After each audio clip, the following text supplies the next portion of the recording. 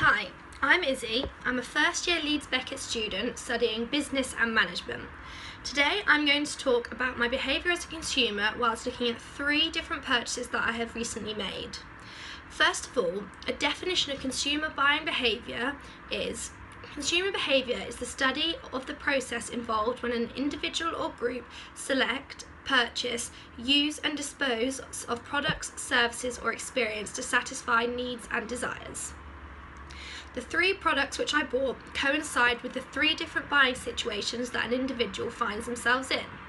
These are routine problem solving, which is when consumers have experience with the product category and a well-established set of criteria with which to evaluate the brands they are considering. Number 2 is limited problem solving, which is where consumers have already established the basic criteria for evaluating the product category and the various brands in the category.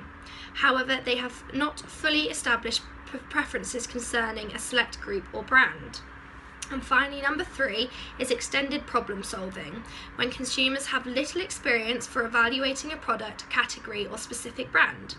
Therefore, the consumer needs a great deal of information to establish a set of criteria on which to judge specific brands or categories of a product, and a correspondingly large amount of information concerning each of the brands to be considered.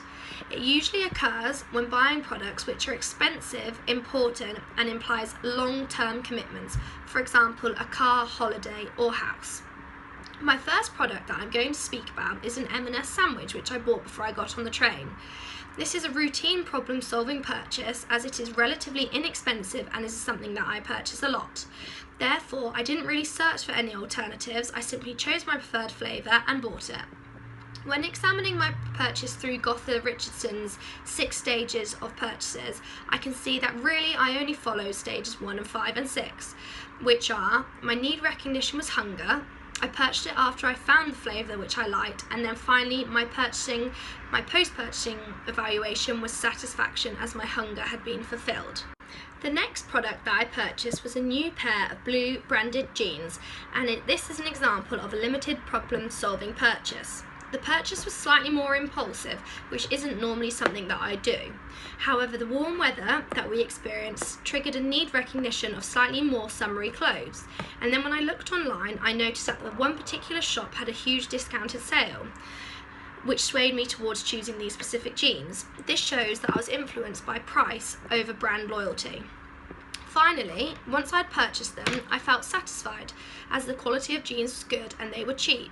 However, I could say that I didn't feel quite as satisfied as I did after the sandwich because the nice weather is now gone. Therefore, I think my initial need recognition was slightly sporadic and I should maybe have evaluated my need slightly more in depth before purchasing. My last purchase was a holiday to Mallorca with my friends.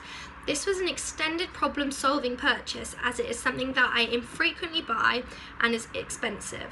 Therefore, I found that I did extensive research into where to stay, what time of year is best to go and what was the best deal. Rosenbaum, Elliott, Percy and Pavan spoke of the consumer involvement theory. With this purchase, I was certainly highly involved with the purchase decision, therefore I would be situated on the right hand side of their scale. When I compare this purchase to the M&S sandwich and on the 6 stages of purchasing, I would say that I spent time at each step.